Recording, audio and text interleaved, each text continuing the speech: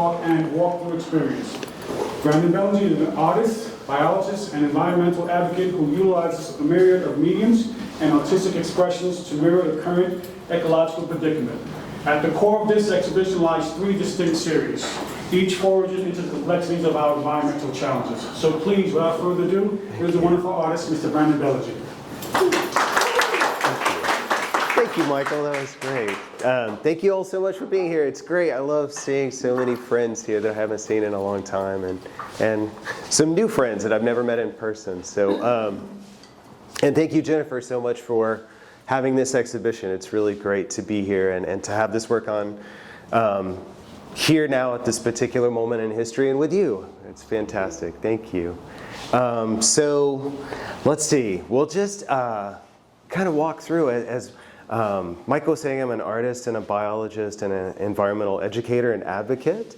And I remember we were supposed to talk about activism today, and we'll kind of talk a little bit about that at the end. But I want to just introduce you to these different bodies of work and the underlying reason why I do this work and the particular methods. And, you know, just to start with,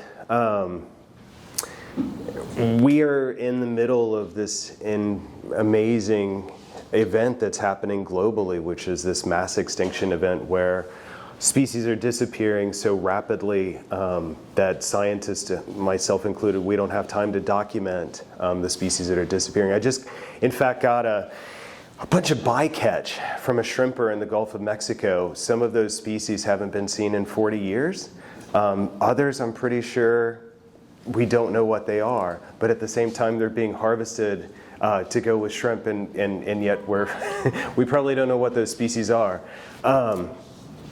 But these pieces are a response to that extinction, those missing species. The title of the exhibition, The Age of Solitude, comes from a quote by E.O. Wilson. How many people know E.O. Wilson?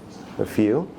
If you don't, please take a look at E.O. Wilson. He was a scientist and really science philosopher that passed away a few years ago, unfortunately. But he thought that instead of calling this moment in history the Anthropocene, we should consider renaming it the Eremocene, which comes from the ancient Greek for lonely or solitude. Because what's happening is our species is becoming more and more lonely because all the other life is starting to disappear. The biodiversity is really disappearing. So the statistics are pretty wild. Since I've been alive, almost 50 years, more than 40% of the world's amphibian populations have disappeared, and a little over, or more than 70% of terrestrial wildlife populations since 1970. So it's happening very rapidly, and it's hard to catalog. And just as beings being alive at this moment in history, it's hard to think about something like extinction. It's pretty abstract. Like how do you think about something that's no longer there? So if that animal is no longer there, that plant is no longer there, for years I tried to think about, as a visual artist, how do I give form to something that's not there? So initially I found old field guides that had pictures of passenger pigeons or other species, Carolina parakeets, and I would blacken them out with these Japanese pens, like these Sumi ink pens, and they were, I blackened them out. But then that black form was not a void, it was a positive. It was this beautiful ebony form, so it became not a negative but a positive. It was a character again. Then I saw the piece by Robert Rauschenberg in San Francisco where he erased a de Kooning. And I thought, oh, this is great, I'm gonna steal that idea. So I did. So I got another field guide and I erased like a Carolina parakeet. And then, it was beautiful, but there was still a ghost. So there was still this like something there. It wasn't nothing. And then at some point, I'm not exactly sure, I just cut one out of frustration, and I held up this page and here was this like negative space. And I was like, oh, that's it. Like I can frame absence. I can create this void. And so that's when I started this series. It's funny, originally it was, I started with the Audubons, and they were shown at the Arsenal space, not far from here in Central Park, which was the original Natural History Museum. And that was through the support of Christo and Jean-Claude. So they helped to commission the first these first cutouts, the frameworks of absence. Then it kind of got an obsession. So I started to maintain this database of missing species, and then I added to that database which artists depicted those species and at which particular moment in history. So what I try as much as I can do is I try to find original artifacts from the moment in history to match that extinction event. So this is a great auk. So this is an original Audubon from 1860. It's the Baahng edition. So the artifact is from 1860. The actual last great auk was around like 1850. That's the last recorded sighting of a living great auk. So then I find those artifacts, I procure them as best as I can.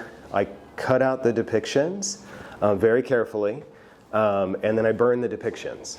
And then I put the ashes in these etched funerary urns.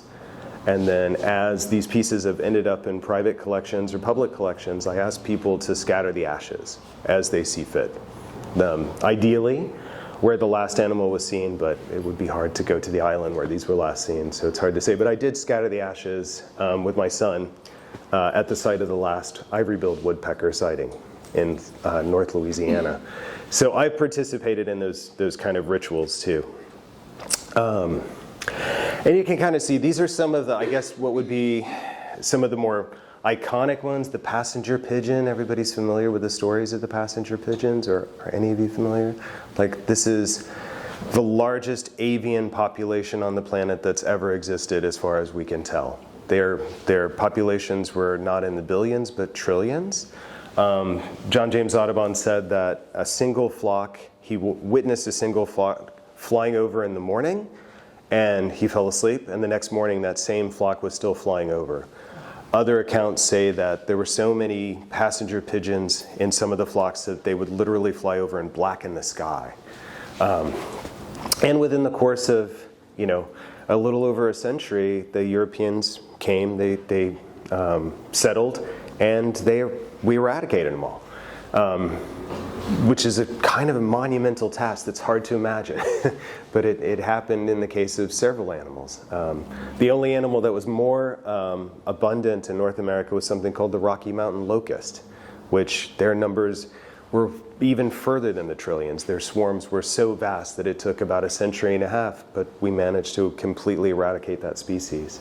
So anyway, the intention with these pieces is not just to make you sad, but to try to connect you to that loss, to remember it, to make it feel like a part of,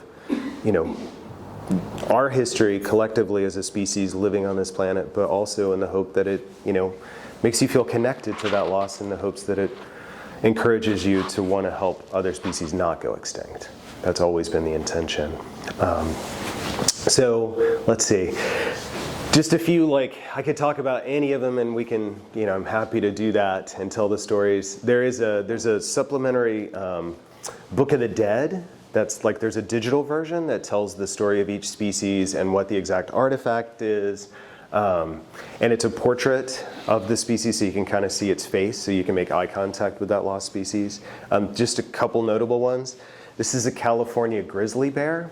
The irony with the California grizzly bears is, you've all seen the California flag. So it's got a golden bear on it, a California grizzly bear on it. So that's an extinct species. So ironically, when the state of California adopted that flag, there was an active bounty where they were paying hunters to eradicate the grizzly bears. So the irony there just blows my mind. So they did, right about the time that the flag was, became official. The last California grizzlies were hunted to extinction. We can kind of, hi, welcome. So we can kind of flow on through and see more. Are there any questions or anything about any of the species so far? About the comic. The comic, yeah. So, as I said, as I'm maintaining this database, I try to think about not just historic Audubons, but I try to think about more contemporary examples too. And so I'll often use scientific papers. Sometimes there's one in the other room that's like an edition that was used to raise money for an amphibian and reptile group. This one, I used to collect comic books, and I remember reading a story about the Black Panther and this leopard, and then I was like, it stuck in my mind. So yeah, there was an endemic leopard that was in Zanzibar. And so this just coincidentally was on the cover of a comic in the 70s, and then that creature was last seen about that time in the 80s. So it's just, strange the way that we depict things, And it, Is that a comic book that you had in your? No, I had to find it. I remembered it. I mean, I might have had it, and it disappeared at some moment, growing up. But I remembered it. I remembered the cover, and I was just kind of like, I'm always trying to look for different ways to find those animals too. Some of the animals too, they've gone extinct, and there's no documentation of them at all. Not even records in museums. There's only like written descriptions of something that was there, and we don't know where it is now. Yeah. Is it very complicated for you to find these sources, the historic sources? It must be a difficult and expensive proposition to find them. Yes, it is. Them up. Yeah. Yes, and yes. Okay. So I, I've bought a lot of work from different galleries, and in fact, that one came from a gallery here in New York that specializes in Audubons. It's not far from here. I invited them to the opening. They didn't come. I don't know why. Sometimes I manage to get very fortunate at auctions too. That's the other thing. I follow auctions around the world, and I've got just my search parameters for 40 or 50 different species at a given time, and I know which artifacts to look for. So sometimes I get really lucky, and I'm just able to get something, an artifact that's perfect, and it's affordable, and it makes sense. And in other cases, I overextend myself, and my wife gets really mad at me, which is,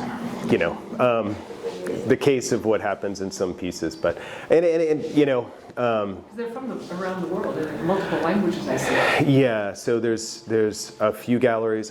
From working in Europe a lot over the past 20 years, I've developed relationships with like a dealer in Lyon, and several folks in London, and there's a great place in New York that always manages to get these wonderful, antique prints from that come up on secondary market. So they know me, and they know what I'm doing with them. I'm very open. I don't want them to sell me work if they don't want to sell me work. But at the end of the day, they're just selling the work. They're not interested in what really happens with the artifact in most cases. You're giving it a second life. I am, yeah. It's doing something with it. But that's part of the work, is the question, this value. Where do we put our value system? Like, do we covet these objects that depict wildlife, or do we actually try to protect what's still here? And often than not, we're more interested in the pictorial objects that show wildlife than we are in actually protecting a nature reserve or land or whatever habitats. Yeah. So Aldo Leopold, I don't know if you're familiar with Aldo Leopold. He was one of the founders of the U.S. conservation movement, well, the environmental movement everywhere, but he came up with this idea of the land ethic, and he has this great quote where we stand guards over works of art while the species of eons disappear before our very eyes. And I love that quote, and I think that was, I found it after I started the series, but it certainly complemented what I was thinking about the series from the beginning. And as far as take a look at the detail, that's another part of the process, because if I'm able to get something like that at auction, and that one's from the 1840s, this one's from 1860, even though they're prints, they're handmade, that's a lithograph that was hand colored by one of Audubon's sons while Audubon was still living, John James Audubon. I have to be really careful, because if I'm cutting it and I destroy it, I destroyed an object for no reason.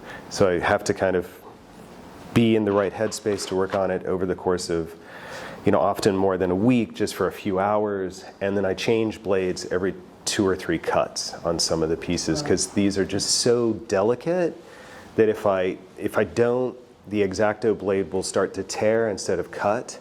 So that's probably 70 or 80 blades. Wow. There's a piece on the other side we'll look at in a second that's more contemporary. That probably was at least 120, maybe more. It was really, really hard to cut because it's thick. It's got a kind of sheen to the paper. It's a movie marquee. So we'll kind of see it next door, but yeah. Just a question. You say if you destroyed it. Well, like if I tear it or if I make the wrong cut, not the intentional cut, but have an accident, which strangely after all these years I haven't done. But if you had done, what would happen? I'd have to live with it. Yeah, I wouldn't show it. Yeah, I wouldn't show it. Okay, Yeah. you're not responsible to anyone else, or you're not? No, okay. no.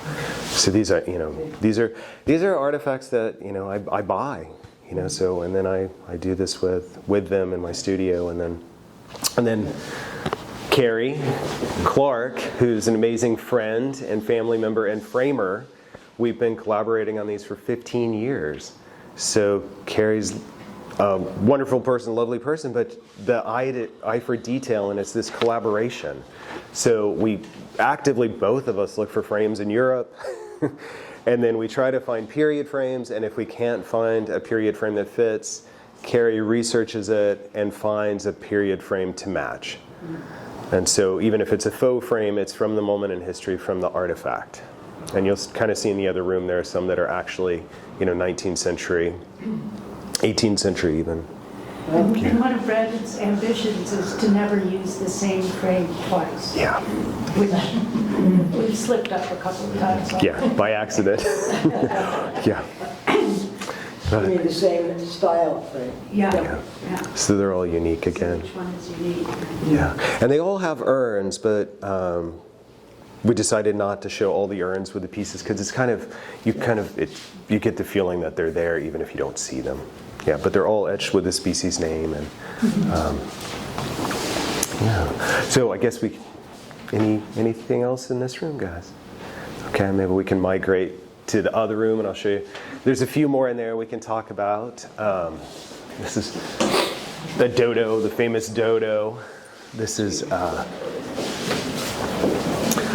the Korean Peninsula tiger, which was the last known Korean Peninsula tiger was hunted in 1944. I'm a little curious why it's placed like that. Like the scroll paintings? Is that the format of it? So that's how Yeah, the that's scroll the. would Yeah, well, what we had to decide is, do you want to have a scroll and then a plexi case like we saw at the Asia Society? And we decided to frame it instead of the plexi case because I think the plexi case in this case would be a little, too object heavy. So is there a piece of glass on the back like that? There is, Preserve the- yeah. The edges. And, yeah. Yep. So that's it. They're not sandwiched. They're space in between. So they're hanging on the plexi in some cases, or they're hanging on a mat. But yeah, you see that, so that you're seeing the negative space. And that's these. I don't know how to describe these other than I see them more sculpturally than I see them two-dimensionally. I've always thought that it was actively about creating a void, creating this almost, black hole that's forcing you to look back and realize that absence is there. So this is the one I was talking about. This one was really, really challenging. Well, yeah. Well, I'm going to make a big circle. There's a narrative in my head. It probably doesn't make any sense, but we'll get to it. So, this is the one with Rio. So, everybody's seen Rio, about the story of the Spix macaw. So it's a recent 2011 Disney film, but as Rio was being filmed, before that, the last Spix macaws in nature had already disappeared. So they were essentially a domesticated species. So the strain, as a species, is still alive, but the wild Spix macaw is totally gone. It's extinct in the wild. And the ones that are remaining, there are 7 that were collected, and they've been bred in captivity like pets. So they don't have any of the same behavior that the wild type had. So even, even if they re-released them, it's not the same animal. So that it's the same idea if they were to re-release tigers in the Korean Peninsula. It's not the same thing. That particular creature that was wild and lived there for tens of thousands of years, unfortunately, has disappeared and can't be reseeded. But yeah, and so these are some of the other frameworks of absence. I'm happy to talk about any of them with you later. Or this is probably the oldest one. This is an auroch, which was the kind of primordial bison, European bison-like creature that was the grandparent of the domesticated cattle. And the documentation of when this went extinct is fascinating. People really documented the fact that they were killing the last ones, and they were very proud of themselves. So at one point there were a herd, like a group of them that were trapped in the snow, and so the village went out and slaughtered them together so they could say that they killed the last herd. And then the last individual, there were two brothers in Poland that had it in captivity, and then when it died, it was the last one, and that was it. But yeah, it's Do they kill them for food or skins or? probably, and then a little bit of knowing that they were rare, I mean, which is what happened to the great ox too. Similar, there were two brothers that killed the last two great ox, and there were two eggs, which they dropped. And they lost one of the skins along the way, but they did it because they were hired by a wealthy aristocrat in London to go get skins, because they were rare. So it was like seeking the last ones, and it's hard to phantom now. I mean, not to say that our species isn't doing insane things to each other and other species, but to hunt the last one to extinction, it's hard to imagine that anybody would want to do that now. But To be proud of it. and to be proud of it, yeah. But, And so who did this piece that you framed? I'd have to look. It was this is from a German dictionary. Like an early German dictionary. I think his last name is Keisel, but I'd have to look. And it's interesting because it's like that. This version of German is also gone extinct. Because it's old German, like, there's Old English and Old Italian. This is Old Latin. This German is also, almost unreadable unless a scholar were to read it. So it's kind of a fascinating artifact from that moment in history. Yeah. And what do you think about the scientists trying to bring back the woolly mammoth? I think they should spend the money and buy land and keep what's here. I mean, there's so much land that's available, and there's so many ecosystems that need protection, and I think those projects are absurd. Honestly, I just think it's a huge waste of resources, and it's sending a really problematic message that we're going to bring everything back when we're not. It takes centuries to rebuild ecosystems that are still here. So if the woolly mammoth comes back, it's going to be in a zoo. It's I'm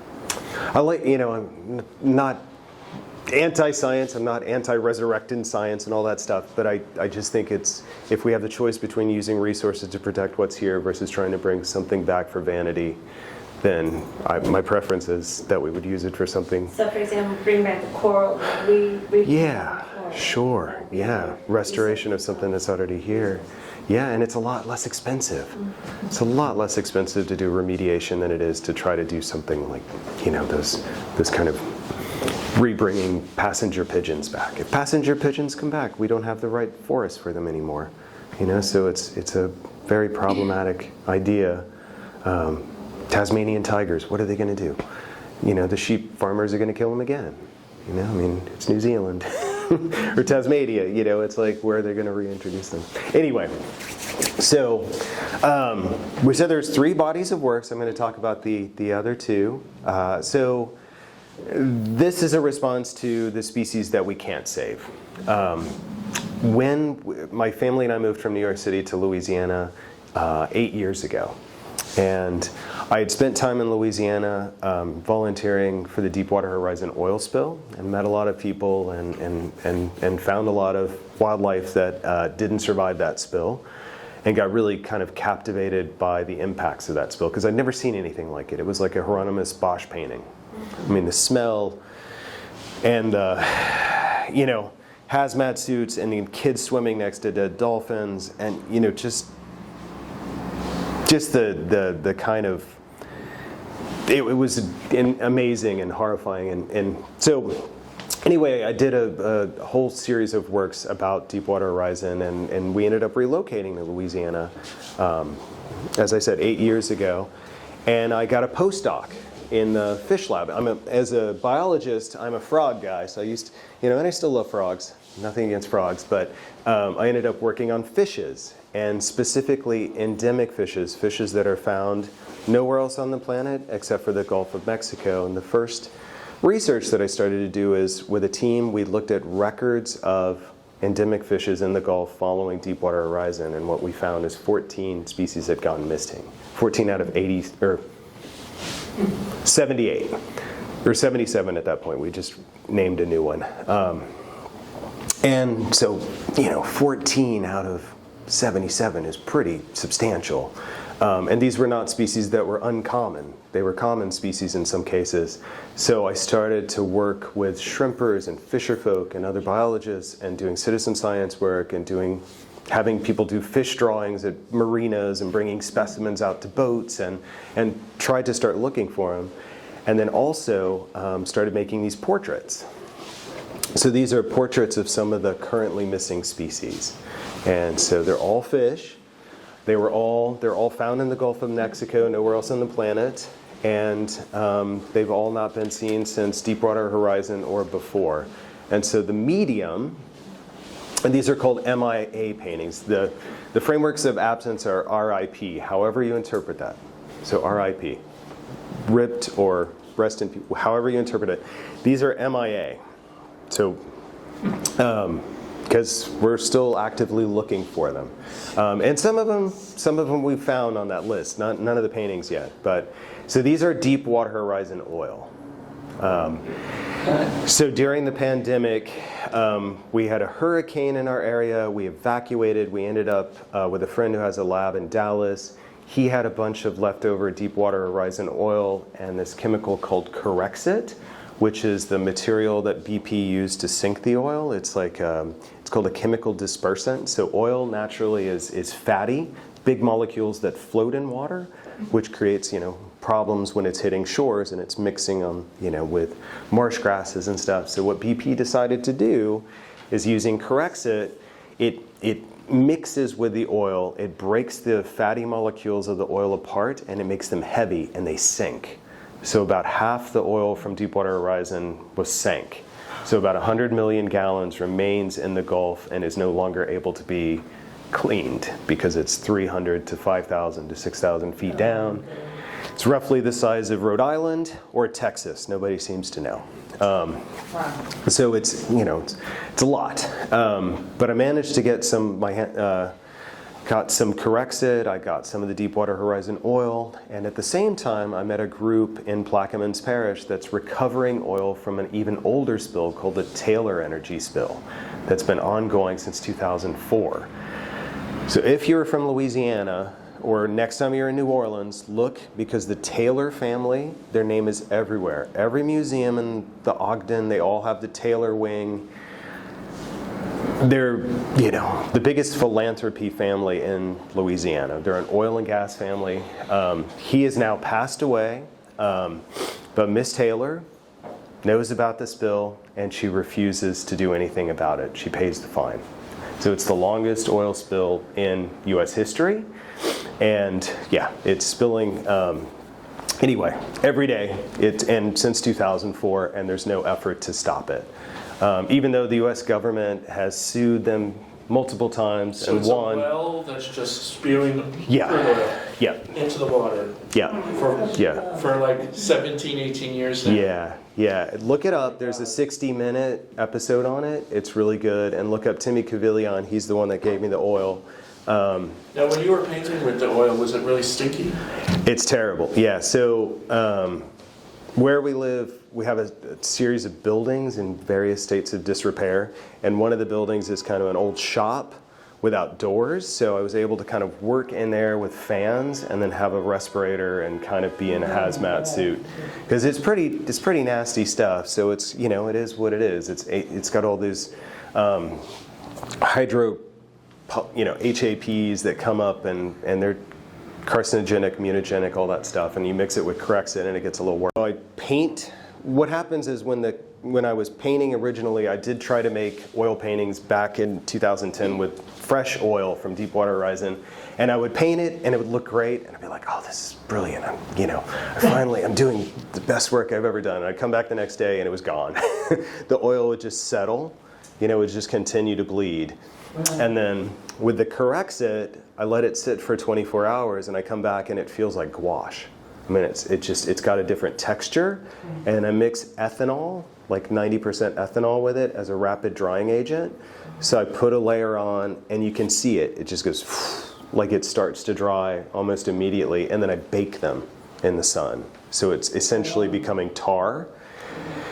And then I go back to it and I go back to it and I just keep them outside, and then they lose, all those all the PAHs, more or less, and benzone, all the kind of like really nasty stuff tends to evaporate out with the sun. So they're pretty stable. And then they're framed in a way so it's like an aquarium anyway. But they don't smell anymore in there. There may be some of them. Jennifer's got another one that's got a little spot that's probably still a little sticky. But then again, they're like, sandwiched, so they're not touching the surface. So yeah, these are Corexit with the two types of oil and a little bit of like oiled, in some cases like oiled soil from Barataria Bay, which was part of a different court case against BP. So but this one. Enjoyable the way us painters usually think how joyful painting is, or is it torture? Well, I'll tell you, this because of the process of wearing all the gear, I really like the way they look after the fact, but the actual act of painting these is torture. Yeah, it's no fun. But I really like the result, which keeps me coming back to it. So yeah, these are some. So this is an ongoing series too. I've only made 10 in the past 3 years. They take a long time. I usually make them in the spring when it's a little drier. So I plan to make more. And then I'm working on the science paper to update this now. We did find some of the missing species, but there's another 20 that are gone from Deepwater Horizon or before. So all of these are gone? Yeah? Well, we don't know. We can't say they're extinct because it's really hard to prove that they didn't go somewhere else. They just haven't been reported. So there are a couple of international databases where natural history collections and NOAA put all their data for the species they find, and they're gone from that.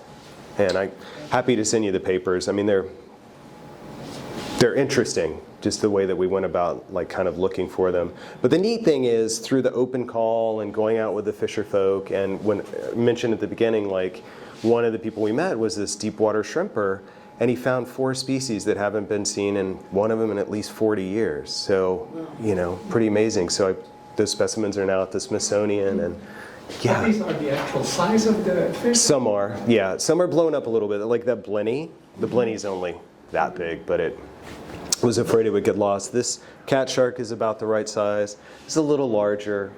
That's fossil. Yes, that's actually, it's made with fossil fuels, so it's interesting. Somebody said that at the opening too. I hadn't thought about that before, but yeah. The other thing is the treatment of paper. In the beginning, the first few, I tried to make them, perfect, and then I didn't like that. I didn't like that they were perfect. I liked the fact that they were being done in this way, that's with this respirator, and I'm outside, and I'm battling, trying to get it done. And then I like them as artifacts then, because then it's, again, like sculpture or a specimen. So it looks like they've been smuggled, Yeah. How many layers or how many, you said that you have to go into them more than once. So is the Corexit acting like a water-based agent? Kind of, yeah, it's like a thinner. It's a thinner. It's definitely like a thinner, and then it changes the consistency a lot. It makes the oil thicker, but instead of a thinner, it kind of makes it I don't have another comparison, like more gel-like. Okay. Yeah, and then when I mix it with ethanol, that kind of thins it, but then it thins it quickly. And so you can see it dry pretty quickly. And then I bake them, and then I go back the next couple days later just to give them time. But some of them have more than others. Like this has I kind of kept going back into it a lot because it had very vibrant markings, and I was trying to really get that across. This one's cool. It's only found in Louisiana. It's called a Mardi Gras wrasse. So appropriate. So appropriate. Yeah. Brandon, what's the long-term using the dispersant as part of the medium? How is that going to affect the paper? Well, it's acid-free, like cotton rag paper, so it's arches. So it should be okay. I mean, once it's kind of dried, it's pretty pH neutral. And the Corexit's not acidic or anything. It's the opposite. It's like soap. So it's more alkaline than it is acidic. The oil is more acidic. So I think it actually neutralizes it. Yeah. I mean, we'll see. Hopefully. I mean, I do have some of those experiments from 2010. They look terrible, but the paper's still okay. I mean, they're just like they just look like blobs. The actual painting disappeared because it was oil, so it's just like an oil stain on a piece of paper. But the paper's not yellowed or anything. It's just there's nothing really easily seen. Yeah. So the last piece, which is the newest piece, so these are the MIAs. In the process, I'm going to talk a little bit about moving to Louisiana again further. Recently, I started making large paintings for the first time since I was a teenager, really, or since art school when I had a big studio. And it's in part because, fortunately, I have a really big space to work in now. So we have a nonprofit, which I'll talk about in a little bit, but we just got a 2,400 square foot space built. And so for the first time, like, I've been able to do something really large scale. And yeah, you gotta come and see these guys. Yeah. So I'm sure this is gonna be really unusual for you New Yorkers because I know you all have giant studios to work in, right? So most of my adult life, I've worked in a space that's less than 400 to 500 square feet in New York or other places. And then suddenly, we have this giant space. And so my first response is I wanted to make larger pieces. And then I started thinking, like, material-wise, what I could do to not kind of be buying all this like material that's also then creating entropy. You know, we use a lot of like recycled materials at the nonprofit. And so I just had the idea of using bed sheets. So I went to a thrift store, I got these heavy duty cotton bed sheets. Then I put an open call on social media for more, so people kept bringing me bed sheets. And then I asked for used latex paint. Anybody have any extra latex paint? We really got like 200 cans of 200 gallons of latex paint. So it was amazing. It was amazing. And so I started making these paintings, and it's in part because, and I met this I had all these deep sea specimens, and I was really interested in trying to do something with them, like sculpturally or drawing them or something. And then suddenly out of nowhere, the United Nations, for the first time in history, agrees to 10 deep sea mining activities, like projects. So there's always been a moratorium on that. Everybody agreed we're not going to do deep sea mining because we don't know the impact. Suddenly, 10 of them are approved for the first time in history. And these are ecosystems that we know almost nothing about. They're the last bit of the planet that we haven't extracted from. Wow. So a lot of the species there have adapted to live in total darkness. So they have bioluminescence. They communicate through light.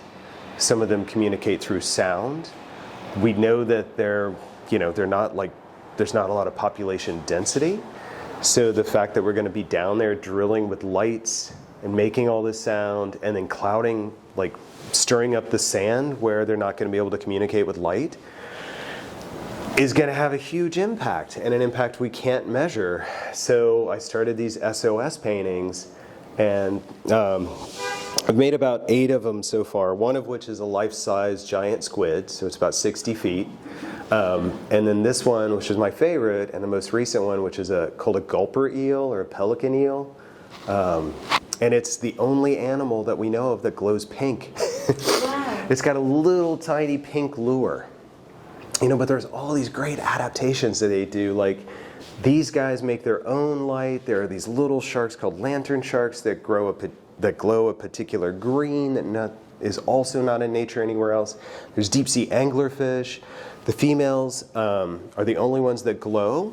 And in their lure, they don't make their own bioluminescence. They attract bacteria that glow in the dark. So the older the female gets, the brighter she glows. And the males are these weird little parasitic things that swim around in the total darkness trying to find a female. And then they find the female, they latch on, they fertilize her, and then her skin over time grows over him. So he essentially is a functional pair, you know, he's just a functional pair of testes until she absorbs them. So it's very romantic. It's just like all this really amazing natural history and stories we just don't know that much about. I mean, there's a handful of these creatures in collections around the world, and we're just trying to understand them. And now they're being put at risk. So this has been the response. That's interesting, because that's the opposite of that. Yeah. Because here you have a void, and now Yeah. you put that in our face. Yeah. You know, it's like like another signal. Good, that's what I'm hoping. That's why they're called the SOS, which is, kind of like... to do Barbie pink this year. Yeah, that was totally accidental, yeah. Blame the fish, right? Yeah, always. But yeah, and then you were talking about the joy of painting, Carrie. Like, when I started doing these, I mean, we still don't have, we didn't have any climate control in the building, so it was over 100 degrees. But I was so captivated by painting again, like I haven't done in years. Yeah, and just going back to it and the challenge and, thinking that I've destroyed it and then going back to it the next day and then working on it again and bringing it back. And it's been really neat because already I just showed a few of these on Instagram. And so like national academies, like I've met several deep water researchers that are really interested in supporting this work and wanting to use it to help raise awareness about some of the species that they're worried about, that they're concerned about. So anyway, we'll see what happens with the deep sea mining. France, England, and Ecuador, there are about 30 nations that have signed a commitment not to allow it in their sovereign waters, and they're trying to overturn the decision. So we'll see. Of course, the U.S. is not. They're not doing that yet. But anyway. Brandon, are they looking for rare earth minerals in the deep sea? Yeah. Hi. Nice to see you. Yes. So lithium, gold. All kinds of things. Oil. Again, oil. So. We'll see. I mean, one positive side to some of this is there is this surgence of information that's coming out about these ecosystems and new species being described all the time. They just found a fish at like 27,000 feet, where it was just believed that a fish could not possibly live at that depth. And it looks like this adorable tadpole kind of thing with a big smile on its face. Adorable to you. Well, I think everybody's got a smile on its face. Yeah, beauty's in the eye of the beholder. Yeah, but it's pretty neat. And then just to kind of end, kind of all of this work over the years kind of culminated in what we call Atelier de la Nature, which is French for Nature's Workshop. So my wife and I moved to Louisiana in 2016, and in 2017 we bought 9 acres of soybean fields and a little house and some buildings that were all falling apart. And we immediately started to get the soybeans out and replant it with native plants and started to put in native ecosystems, and found our community in South Louisiana. We're kind of between Baton Rouge and Lafayette, in a fairly rural area, in the French-speaking part of Louisiana. So we're between a Creole-speaking village and a Cajun French-speaking village. And so French is alive there. It's incredibly biodiverse, like the areas around. So we just kind of started to use that as a test site to do all these experiments about renaturing to see what would happen. And in the short time we've been there, the response is amazing how many animals we've gotten back. We do a BioBlitz every year. We regularly get over 100 species just in that one day of birds. And we have all these different reptiles and amphibians. We've put in wetlands again. And we're doing this, when I'm saying we're putting them in, we do it communally. We invite people to come over and we do like prairie planting day, and we build catapults to shoot prairie seeds. And it's just like, make it fun, make conservation fun and remediation fun. And we've been doing it for 7 years, so kids have been coming since they were like younger than you. And now they can see all these trees that they grew that are like 20 feet tall already in 7 years. So it's amazing. So it's really kind of a community project, and it's this idea of, I know we were supposed to talk about activism. It's our way of activating. Like you think about like Joseph Beuys and the idea of social sculpture and activation, like what he called actions, right? So doing, and then combining that together with other friends' ideas like that Helen and Newton Harrison, you know, folks that older than myself that were mentors and friends and collaborators in the case of Newton. Just thinking that you can make a real difference in your backyard. And so it's expanded. So we started with 9 acres and we're at 25 acres now. And it's all old fields, all old agricultural fields that we've been rebuilding the topsoil and rebuilding what's called Cajun prairie, which is an endangered habitat. There's less than 100 acres of what used to be 300 million acres. So putting that back in. We had 9 species of bats at our April BioBlitz. We do all these communities, so we do at least one free monthly event that's in 3 languages. So it's French, Spanish, and English. And we're also starting to do them in Attakapaw, which is the indigenous language to the area. And the response has been great. Like we've had thousands of people come and help with stuff. And we just had a big Halloween Art and Nature Festival where Chuck was at, Carrie was at. Chuck did the artwork, which was the poster and the t-shirt, and it's one of the deep water fishes that's missing from the Gulf of Mexico. And there are temporary tattoos floating around if you need a temporary tattoo. And we have like 1,200 people that show up and people that camp, and so we've become part of the community, and the state accepts what we're doing. We don't openly call it environmental education because that can kind of shut down people's ideas. They're worried that because they work in the oil and gas industry, we're going to make them feel bad. It's the opposite. We want to just have people come and celebrate. We call it nature-based education, but it's all art combined with science and experiential, and we try to make it accessible for everybody. So we try not to charge. So everything as much as possible is free so that everybody can come. Are you getting some grants from We the are. state? Yep. From the state, yeah, we get foundation support and individual support too. We have patrons that have helped to, do different things with the building or adopting a part of the prairie, or there's brochures floating around too.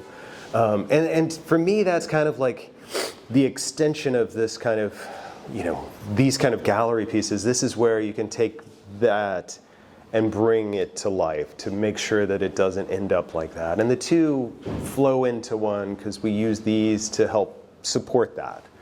And the amazing thing is it's like, it's not complicated what we're doing, it's not incredibly expensive, and it's amazing how much life has come back to that place. It's like life wants to persist if you let it, and if you just kind of nurture it, it thrives.